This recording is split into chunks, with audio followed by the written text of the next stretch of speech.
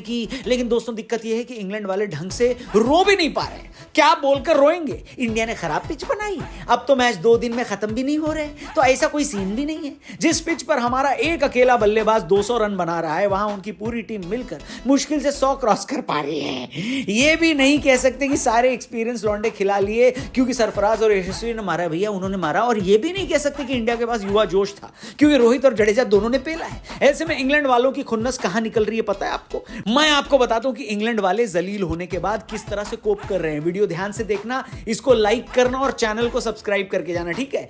पहला point, number 1, England में जो रूट को लेकर इस हार के बाद बहस छिड़ गई है। इंग्लैंड की पहली पारी में जिस तरह से जो रूट आउट हुए उससे वहां के लोग काफी नाराज हैं। कुछ मीडिया रिपोर्ट्स ने उस शॉट को टेस्ट क्रिकेट इतिहास का सबसे स्टूपिड शॉट की उपाधि दे दी है। मजे की बात यह है कि जिस जर्नलिस्ट ने ऐसा किया है आज से 7 महीने पहले तक वही इस शॉट की इतनी तारीफ कर रहा था जैसे जो रूट के शॉट से अच्छा भगवान ने दुनिया में कुछ और बनाया ही नहीं है। इंग्लैंड के प्रसिद्ध न्यूज एंकर पियर्स मॉर्गन ने जो रूट का बचाव करते हुए ट्वीट लिखा, जहां पर उन्होंने बोला कि जो लोग इस वक्त जो रूट के पीछे पड़े हैं वो क्रिकेट देखना छोड़ दें क्योंकि बेसबॉल कभी अच्छा कभी खराब और कभी बहुत बुरा हो सकता है, लेकिन इसको देखने में हमेशा मजा आएगा, इसलिए रूट की जान न खाएं। इसके जवाब में माइकल वॉन ने लिखा है कि बेसबॉल खेलना है तो खेलो, लेकिन भगवान ने जो ऊपर दिमाग नाम की चीज दे रखी है वो भी तो लगाओ। जब कप्तान बेन स्टोक्स खुद सिचुएशन के हिसाब से खेलते हैं तो जो रूट 20 मिनट्स यानी 20 मिनट के अंदर टीम इंडिया को अपना विकेट गिफ्ट देकर क्यों आ गए हैं? मेरा तो इस मामले में यही कहना है कि जी भर के लड़ो और समाप्त कर दो एक दूसरे को। और देखो, मीडिया में भले ही बेसबॉल को लेकर अलग अलग राय कायम हो, लेकिन इंग्लैंड की जो टीम है वो तो अपने अप्रोच को डिफेंड करेगी ही ना, और करना बनता भी है। लेकिन दिक्कत है तब जब आप डिफेंड करने के चक्कर में इतनी बहकी बातें शुरू कर दें कि आगरा के पागल खाने वाले बोलेंगे कि भाई हमारे यहाँ आजा, इलाज की जरूरत है। तीसरे दिन का खेल खत्म होने के बाद जब प्रेस कॉन्फ्रेंस में इंग्लैंड के ओपनर बेन डकेट से यशस्वी जायसवाल और उनकी एग्रेसिव इनिंग के बारे में जब पूछा गया तो उन्होंने कहा कि जो विरोधी बल्लेबाज तेज बल्लेबाजी कर रहे हैं उसका थोड़ा बहुत क्रेडिट तो हमें भी मिलना चाहिए क्योंकि हमने ऐसा करना शुरू किया है।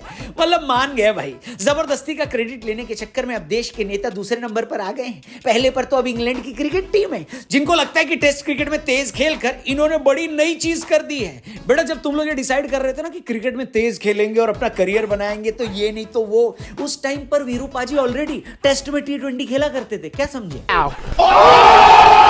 और तीसरे हैं अपने बेन स्टोक्स भैया। मतलब भाई को कुछ बोलने का मन ही नहीं करता, लेकिन भाई कभी कभी ऐसी बातें कर देते हैं कि समझ नहीं आता कि ये क्यूट हैं या क्यूटिया।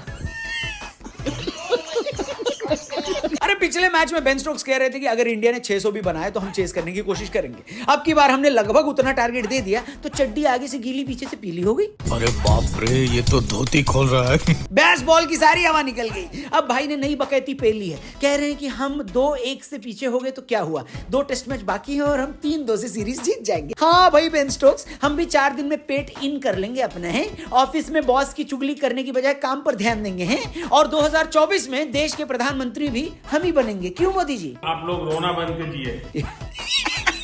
मोदी जी की तरफ से इंग्लैंडियों के लिए एक और प्यारा संदेश जो आपने सुना। लेकिन फिलहाल जितनी इंग्लैंडियों की बकैती मैं निकाल सकता था मैंने निकाल दी। अगर आपको भी कोई स्पेशल बकैती दिखे, उनका भिंडी रोना दिखे तो हमें कमेंट करके जरूर बताना और चैनल सब्सक्राइब करके जाना। फेसबुक पे देख रहे हो तो हमारे पेज को जरूर लाइक करना। इंडिया की टीम में किसको क्रेडिट देते हो इस जीत का, उसका नाम भी कमेंट में लिख सकते हो।